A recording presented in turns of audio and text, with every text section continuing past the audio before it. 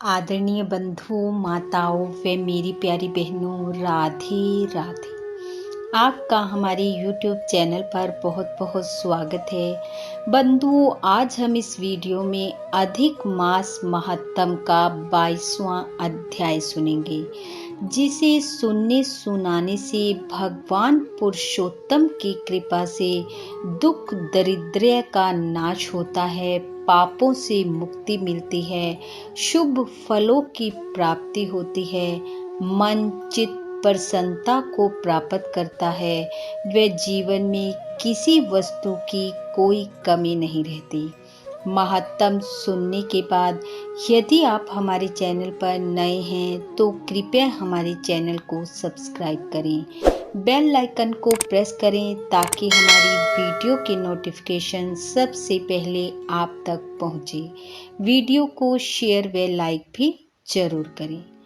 बंधुओं, कल तक की कथा में हमने सुना कि राजा दृढ़धनवा ऋषि वाल्मीकि जी से पुरुषोत्तम मास के व्रत, नियम, पूजा विधि, दान व धर्म का ज्ञान प्राप्त कर रहे हैं। आज के अध्याय में हम सुनेंगे कि राजा ऋषि से पुरुषोत्तम मास में दीपदान का क्या महत्व है पूछ रहे हैं। आइए अब सुनते हैं आज की कथा। राजा बोले, हे मुनि श्रेष्ठ, पुरुषोत्तम मास में दीपदान का क्या महत्व है, कृपया कर कहिए। वाल्मीकि जी बोले, हे राजन, जिस पाप नाशनी कथा को सुनने से 5 प्रकार के पाप दूर हो जाते हैं, उसे सुनो। सौभाग्य नगर में सत्यवक्ता, बुद्धिमान, पराक्रमी चित्रबाहु नाम के प्रसिद्ध राजा हुए हैं। वह राजा सहनशील, सब धर्मों के जानने वाले, शीलवान, रूपवान, दयालु, ब्राह्मण, भक्त, भगवत चरित्र सुनने वाले, अपनी स्त्री से प्रेम करने वाले, पशु, पुत्र, हाथी, घोड़ा, रथ एवं पैदल सेना वाले तथा धन धान्य युक्त थे। अपनी रानी के साथ वह राजा पृथ्वी का शासन कर रहे थे। वह श्री कृष्ण के अतिरिक्त और देवता को नहीं मानते थे। एक दिन चित्रबाहु ने दूर से आते हुए मुनि श्रेष्ठ अगस्त्य जी को देखा। तब दंडवत प्रणाम करके विधि पूर्वक उनका पूजन किया और प्रेम पूर्वक उन्हें आसन पर बिठाकर विनय पूर्वक राजा बोला, हे मुनि श्रेष्ठ, आज मेरा जन्म, राज्य, भवन सब सफल हुए, जो श्री कृष्ण सेवक आप मेरे यहाँ पधारे। राजा बोला, हे मुनि, तारों की चमक तभी तक है जब तक सूर्य उदय न हो। इसी प्रकार अन्य ब्राह्मण तभी तक पूजनीय हैं जब तक वैष्णव ब्राह्मण ना हो। अगस्त्य जी बोले, हे चित्रबाहु, तुम धन्य हो तथा तुम्हारी प्रजा धन्य है, जो तुम सरीखे वैष्णव राजा से रक्षित है। भले आदमी उसे ही राजा कहते हैं जो श्री कृष्ण के चरण का आश्रय हो। उसके ही राज्य में प्रजाजन सुखी होते हैं। हे राजन, आज मेरे नेत्र सफल हुए जो तुमको देखा, तथा वाणी सफल हुई जो तुम्हारे साथ बातचीत की। इस राज्य का आप सुखपूर्वक पालन कीजिए, यही मेरी आज्ञा है। अब मैं जाता हूँ। नारायण बोले। इस प्रकार कहकर जब अगस्त्य ऋषि जाने को तैयार होने लगे, तब राजा चित्रबाहु की पतिव्रता रानी ने आकर उन्हें भक्ति पूर्वक प्रणाम किया। ऋषि ने उन्हें सौभाग्यवती भव का आशीर्वाद दिया। मुनि को सिर झुकाकर हाथ जोड़कर पुनः चित्रबाहु बोले, हे ऋषिवर, मेरे पास अटूट संपत्ति, अकंटक राज्य, पतिव्रता, आज्ञाकारिणी स्त्री है। यह सब सुख मुझे किस पुण्य के प्रभाव से प्राप्त हुए हैं? श्री नारायण बोले, जब राजा ने इस प्रकार मुनि से निवेदन किया, तब मुनि एकाग्र मन से ध्यान कर बोलने लगे। अगस्त्य जी बोले, हे राजन, मैंने तुम्हारे पूर्व जन्म का सब चरित्र जान लिया है। वह सब इतिहास मैं तुमसे कहता हूँ, सुनो। पूर्व जन्म में चमत्कार नामक नगर में तुम शूद्र जाति में मणिग्रीव नाम से प्रसिद्ध थे और जीव हिंसा करने में लगे रहते थे। नास्तिक, दुष्ट स्वभाव, पराई स्त्रियों को छीनना, किए हुए उपकार को न मानने वाले, शिष्टाचार रहित तुम स्वभाव से ही थे। और जो इस समय यह स्त्री है, यही पूर्व जन्म में मन कर्म वचन से पति परायण तुम्हारी स्त्री थी। पाप कर्म के कारण तुम्हें तुम्हारे भाई बांधवों ने जाति से अलग कर दिया था। राजा ने भी इसी अपराध के कारण तुम्हारा धन छीन लिया था, और जो कुछ बाकी धन बचा था वह जाति के भाइयों ने तुमसे छीन लिया। इस प्रकार धन नष्ट होने पर तुम्हारी पुनः बहुत से धन पाने की इच्छा हुई।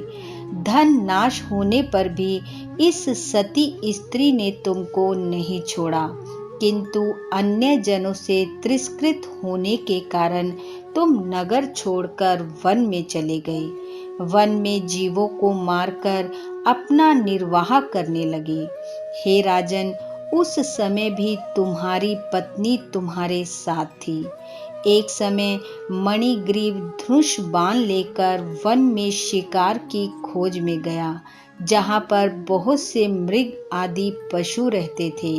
उसी मनुष्यहीन जंगल में रास्ता भूले एक महायोगी उपदेव जी अत्यंत घबराए हुए घूम रहे थे।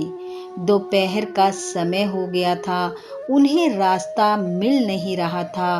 वह प्यास के कारण व्याकुल होकर गिर पड़े तथा बेहोश हो गए। हे राजन, उनकी मरणासन अवस्था हो चुकी थी। उस समय तुम वहां पहुंचे। रास्ता भूले बेहोश उन ब्राह्मण को देखकर तुम्हें दया आ गई। उन्हें उठाकर तुम अपने स्थान पर ले आए। तुम दोनों ने उनकी सेवा की। थोड़ी देर बाद उपदेव होश में आ गए और बड़ा आश्चर्य करने लगे कि मैं तो वन में था, यहाँ कौन लाया? श्री नारायण बोले, हे देव, तब मणिग्रीव ने कहा, आप घबराएं नहीं। यहाँ सुंदर स्वच्छ शीतल जल से भरा तालाब है।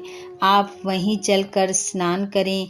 प्रातः कर्म से निवृत्त होकर फलाहार एवं जल पान करें, फिर सुखपूर्वक विश्राम करें।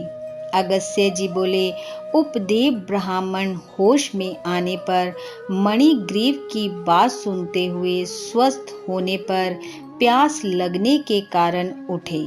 तब मणिग्रीव ने उनको सहारा देने के लिए उनकी भुजा पकड़ ली। उसी के सहारे वह ब्राह्मण तालाब पर पहुँचे और हे राजन, किनारे पर पुनः विश्राम करने लगे। तालाब के किनारे वट वृक्ष की छाया में विश्राम के बाद स्नान कर, नित्य कर्म कर, वासुदेव भगवान के पूजन में लग गए। तदंतर देवता तथा पितृ तर्पण किया। बाद में शीतल जल पान कर उसी वट वृक्ष के नीचे आ बैठे। तब स्त्री के साथ मणिग्रीव ने आकर मुनि को प्रणाम किया तथा उनका सत्कार किया। और मणिग्रीव बोला, हे ब्राह्मण देव, हमारा उद्धार करने के लिए आज आप यहाँ पधारे हैं। आपके दर्शन मात्र से मेरे पाप दूर हो गए हैं। यह कहकर अपनी स्त्री से बोला, अरे सुंदरी, पके हुए आम के फल हैं वह शीघ्र लेकर आओ, देर ना करना, और जो कुछ अन्य फल हों वो भी ले आना। इस प्रकार अपने स्वामी के वचन सुनकर वह पतिव्रता शीघ्र ही उठकर आश्रम के कंद फल आदि ले आई और ब्राह्मण के सम्मुख रख दिए। मणिग्रीव बोला, हे श्रेष्ठ ब्राह्मण देव, इन फलों को स्वीकार करें तथा हम दोनों को कृपया कृतार्थ करें। उपदेव जी बोले, हे भले आदमी, मैं तुमको नहीं जानता, तुम कौन हो, अपना परिचय दो। मणिग्रीव बोला, हे ब्राह्मण श्रेष्ठ, मैं एक शूद्र हूँ। मणिग्रीव मेरा नाम है। मेरे अपने जाति भाइयों ने मेरा त्याग कर दिया है। इस प्रकार उसके वचन सुनकर ब्राह्मण ने फलाहार कर लिया। उनकी आत्मा बड़ी प्रसन्न हुई। फिर ब्राह्मण देव ने जल पिया। जब जल पान कर ब्राह्मण सुख पूर्वक बैठ गए, तब मणिग्रीव ने उनके चरण गोद में रखकर दबाना शुरू कर दिया और मणिग्रीव बोला, जहाँ हिंसक जीव विचरण कर रहे हैं, जल भी प्राप्त नहीं है, हे ब्राह्मण देव, वहाँ आप कैसे पधारे? उपदेव जी बोले, हे महाभाग, मैं ब्राह्मण हूँ, पर यागराज जाते हुए इस दारुण वन में आकर रास्ता भूल गया था। मैं थक गया था, प्यास जोर की लग रही थी और मरण आसन हो चुका था, तभी तुमने मुझे जीवन दान दिया। हे मणिग्रीव, तुम दोनों स्त्री पुरुष ने इस घोर वन में वास क्यों लिया है, यह तो मुझे बता दो। कदाचित मैं तुम्हारे किसी दुख को दूर कर सकूं। अगस्त्य जी कहने लगे कि इस तरह उपदेव ब्राह्मण की मधुर वाणी सुनकर पत्नी के ही समक्ष अपने मन में अपने दुख दरिद्र से मुक्ति की लालसा को लेकर मणिग्रीव अपने कर्मों और उनके फलों की प्राप्ति की संपूर्ण गाथा सुनाने लगा। इति श्री वृत्त नारदीय पुरुषोत्तम मास महत्तम 22वां अध्याय समाप्त। बोलो विष्णु भगवान की जय। पुरुषोत्तम भगवान की जय। बंधुओं, पुरुषोत्तम भगवान की कृपा आप व आपके परिवार पर सदैव बनी रहे। आपका घर आंगन खुशियों से महकता रहे। इन्हीं शुभकामनाओं के साथ आप सबका बहुत बहुत धन्यवाद। राधे राधे।